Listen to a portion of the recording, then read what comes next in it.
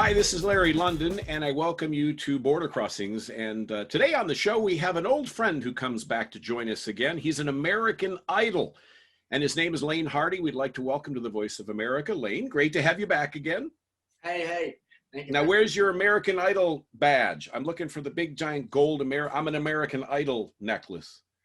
You left it in your car. I know.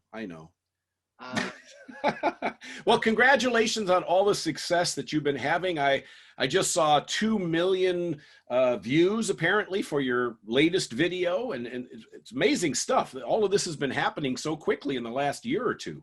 Yes, sir. It's been crazy. It's been crazy, and I'm grateful for everything that's came my way so far. How has life changed for you since you won American Idol? I mean, you were a pretty shy, quiet, soft-spoken guy before.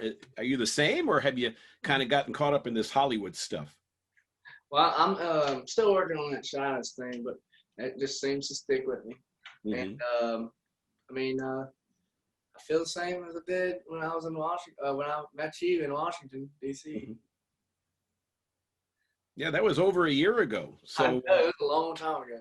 A long time. Time has passed, and you've put out a number of songs. You have Tiny Town, which came out not too long ago, but you've got another single coming out very soon, I believe. Friday. Comes out this Friday on the 9th. Friday, wow. And what about an album? I mean, what's the plan for an album? Well, we're working on an album, getting an album together now. Like, not putting out this year, but like soon in the future. So for experienced artists who've been doing this for 20, 30 years, this climate we're in now with the pandemic certainly has changed the whole nature of the business, which is kind of relatively new for you. So how have you been handling this, lockdown, quarantine situation where you can't actually be on the road and interacting with the fans? How has this changed how you do what you do? Well, I'm just I'm in Nashville right now, but I go home, and that's where I get my inspiration from for like when everything opens back up and we can start songwriting again. And I have all these titles ready and everything. And you've got a virtual tour starting as well.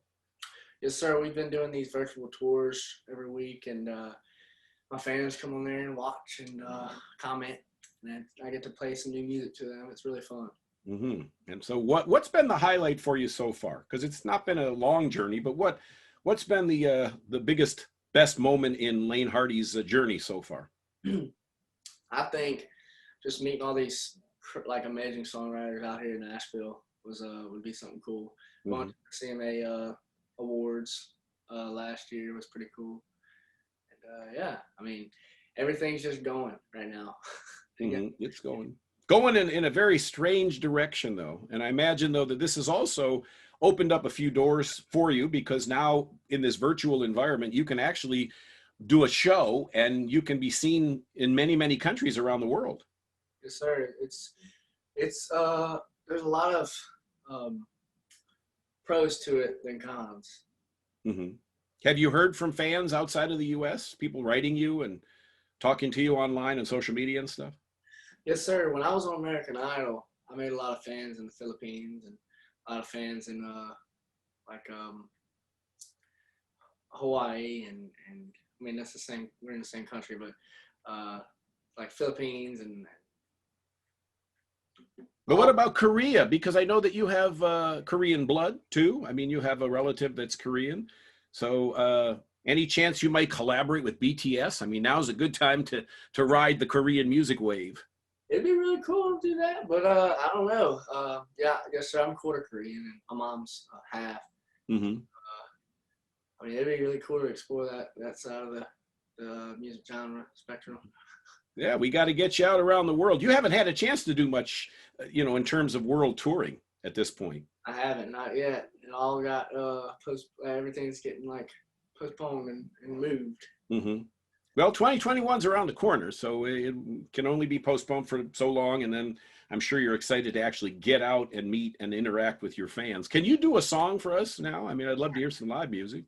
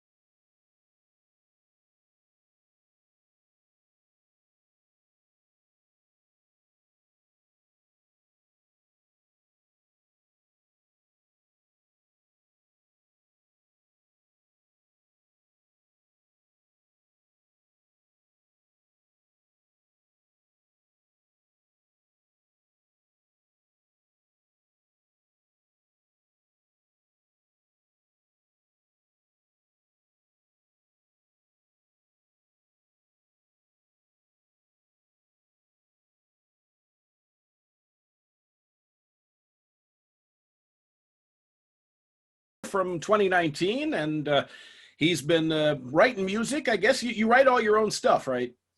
Well, what I've released so far are songs that some songwriters out here in Nashville have written. But what I'm releasing Friday and from now on, it's going to be written by me and some other people. Mm-hmm. And you're also working with, I guess, a really well-established producer. I read that he had produced some music for Jason Aldean and some other folks. Yes, sir. Yes, sir. Mr. Michael Knox. He's my producer, and he's a great guy. Mm-hmm. Now, because when you're down at home on the bayou or now in Nashville and you're writing your music and things, there's not a lot of, there hasn't been until now, a lot of outside input into how you write songs and what you're doing. How have you been adjusting to now working with producers and people telling you a little more of this, a little less of this, and whatnot? Well, when I get in the studio with Mr. Michael, he asked me what kind of sound like I want it to sound like, and he says, "What if we do this? What if we do this?" And I'm like, "Yeah, let's do that," or "Let's do this. Maybe let's try this." I mean, it's all just back and forth stuff. We figure it out, and he hits it on the nail every time. So, that's a great question that he asked you. I want to ask you the same kind of question. What is the sound that Laine Hardy is after? Are you trying to capture some, because I know Elvis was a big influence for you. Are you after the old country sound, or are you looking for the newer country sound? What lane does Laine Hardy live in? I like to keep it traditional. I'm a traditional kind of person. So I love old country, and I grew up listening to classic rock. So that influence, and then the traditional country influence I've had too, will also blend into what I create. Mm-hmm. Yeah, the Southern rock in your background from Louisiana, I'm sure that that's played a role in the direction and the sound that you have gone. Now, you started off at 6 with your brother, making music together. So where's your brother these days? Have you put him in your band, or what's going on with him? Me and my brother started out when I was 14, but I started playing guitar when I was 6. I started taking lessons at 7 for till about 13, and then me and him started playing in bars and restaurants when I was 14 to about 17, and then I started doing stuff on my own, and that's when I went on American Idol the first time, and the second time was when I won. Now I'm here. So you decided to give it a second shot. That's pretty gutsy. I didn't plan on it at all, but I don't know. It's crazy. Things happen. Yeah. Well, they happen for a reason, and obviously it worked out for you. Has it always been music? Is this what you always dreamed of doing? Yes, sir. I played baseball and football growing up. I did music kind of like I took lessons in the middle of all that. But then when I got into like high school, I was like, what am I gonna? I don't know if I'm gonna go to a college for like football or baseball. I mean, that's very hard to do, I'm pretty sure. But I was like, I think I'm more happy doing music. So I picked music, and here I am. Well, what's the best part about being in music? Best part about being in music is the people you get to meet, the fans, and just experiencing all kind of cool stuff. You get to do all kind of cool stuff, and that's what I love about it. We're talking to Laine Hardy, who's our guest, and Laine's had a handful of singles out in the last year or two, and you've got a holiday song as well. Yes, sir. Yes, sir. I just recently released a Christmas song. And it's, I believe it's a Kenny Loggins song or something like that. I don't know. That's classic Christmas song. And there's nothing better than Christmas songs. So what do you plan on doing this year at Christmas? That's just around the corner. So what's the holiday plan for Laine Hardy? Well, Christmas is my favorite holiday. So we're just gonna hang out with family and do stuff around the house. Pretty much it, and just hang out with family. You're right. It's difficult these days. Everybody's got to be conscientious of this virus that's going around. But yeah, well, that's great. I'm excited to hear all of your music, and I can't wait for the album. Do you have any idea when you might put out an album? Next year sometime. Next year sometime. Very vague. He doesn't want to give too much. But yeah, you're working with some great people at Hollywood and Disney. I mean, that's a powerhouse record label to have behind you. So everything's been good. It's been a great journey. Would you do another song for us? Yes, sir. I'm gonna do Tiny Town. All right. Tiny Town right here. Michael Tyler wrote this one by himself.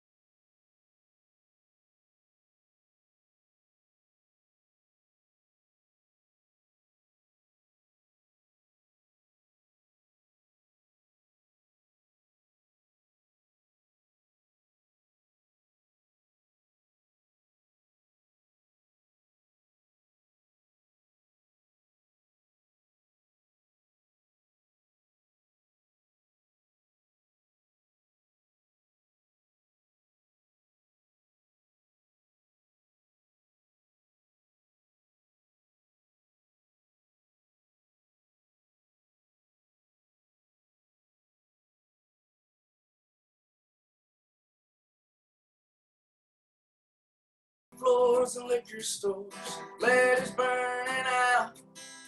What I would give right about now. One of these days I'll roll on out home to my tiny town. Laine Hardy, and your tiny town is Livingston, Louisiana. Yes, sir. I guess tiny enough to only have 2,000 people. I know, it's crazy, huh? Did you have a stop sign and a street light in town? We do. We don't have any red lights. No red lights. No red lights, stop signs. So growing up in a small town, and now you're in Hollywood and you're in Nashville, I mean, what's been the biggest change for you? What's the biggest adjustment you've had to make? Seeing these big buildings and all these people. I'm not used to seeing like a big city, but I've become like used to it kind of, but I still love Louisiana.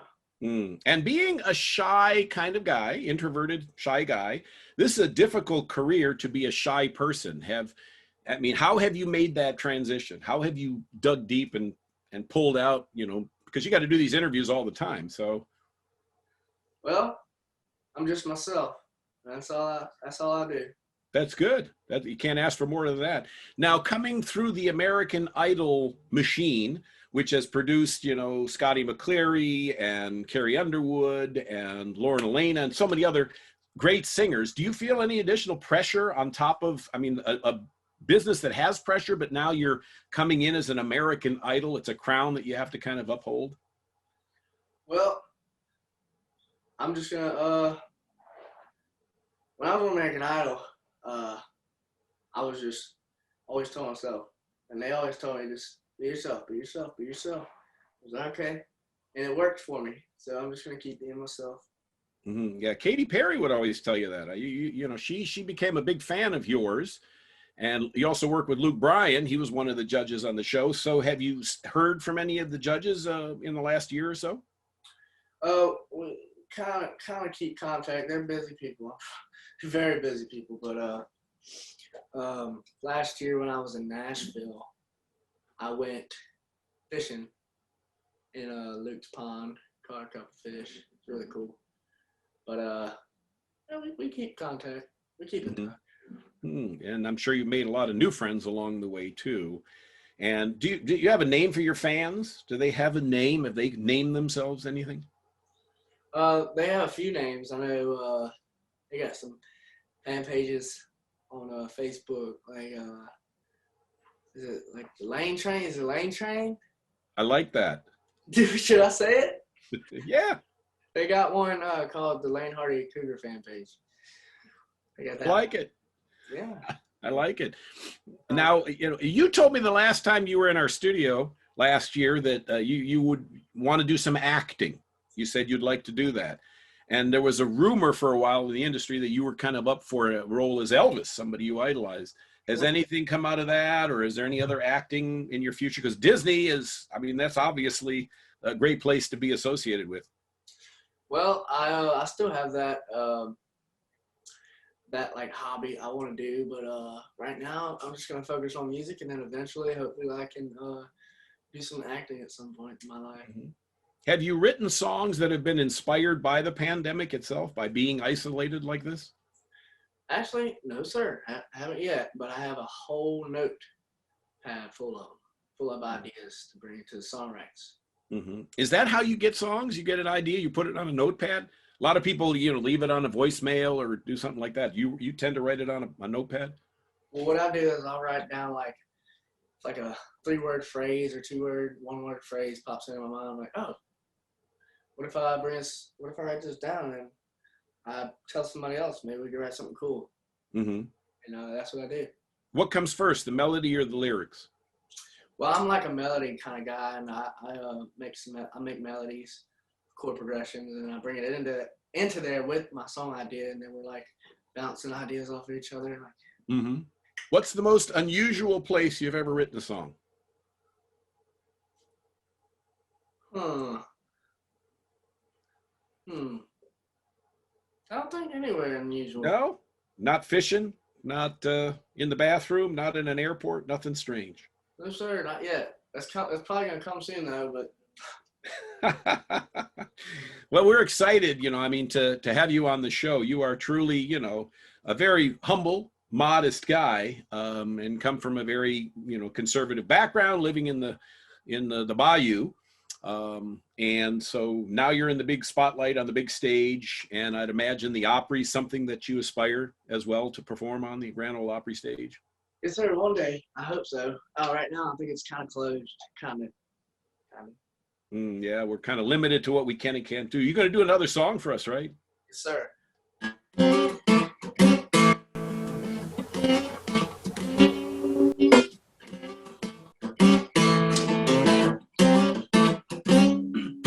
Man, I ain't gonna lie. These palm trees are kind of nice. Missing my old curve dog. Missing my 4-wheel drive. All this Hollywood noise ain't good for a good old boy. If it was up to these old boots, I'd be back down in Baton Rouge. I know a country boy can survive, but it's tough on Rodeo Drive. Time to pack up this old suitcase. Tell them don't you dare stop that plane till we cross that punchy train to my home sweet other LA.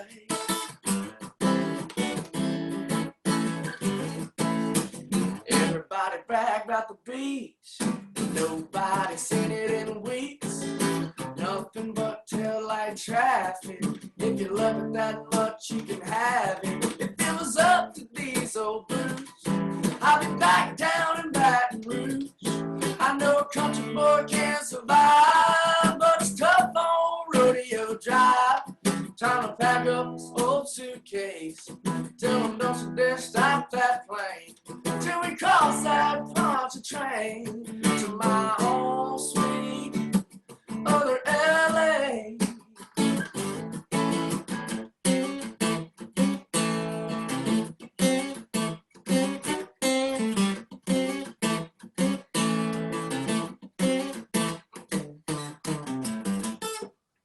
Yeah, other LA. Sound a little honky tonk too.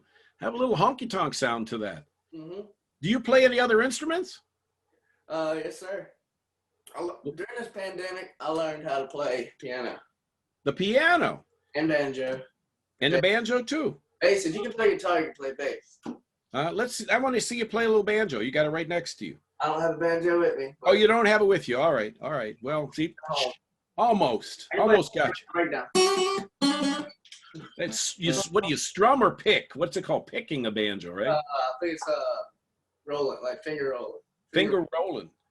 You got to be real talented. I can't do that stuff. I can't walk and chew gum at the same time.